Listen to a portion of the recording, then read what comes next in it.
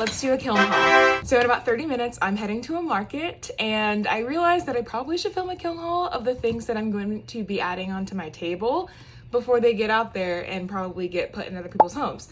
So I got this big box of ceramics from my community studio yesterday, and I want to show y'all what I got back.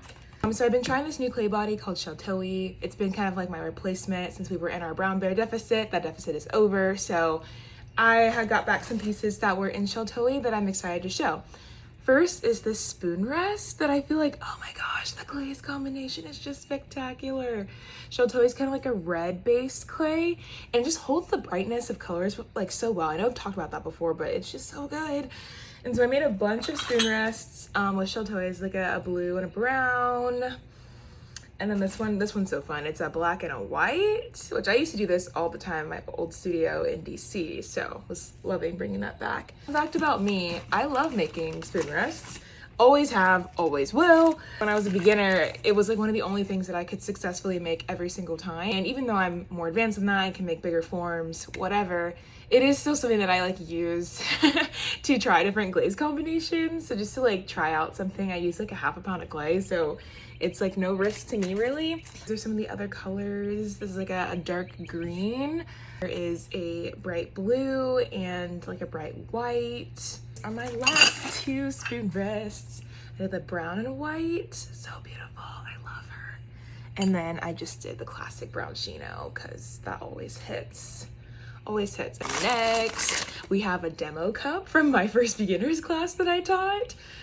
This is just like me teaching how to make a cup. So I just did it in one of my favorite glazes that's called Orion by Coyote Clay. Another demo, this was a demo bowl that I did, and then I taught my students how to do a technique called sgraffito. So I just sgraffitoed some little fishies and then did a little pattern on the inside. This is a cool cup that I made. It was supposed to have a handle and the handle broke off, so I just carved instead so I could mask the mistake. But I like truly love this glaze combination.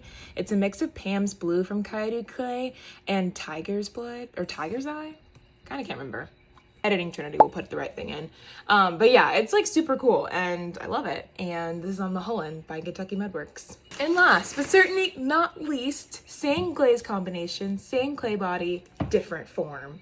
I made a vase. At this point, my Pam's Blue was running pretty low, so I had to add a little bit of water, so it's not as thick in most of the areas, but honestly, I feel like it kind of adds to the effect.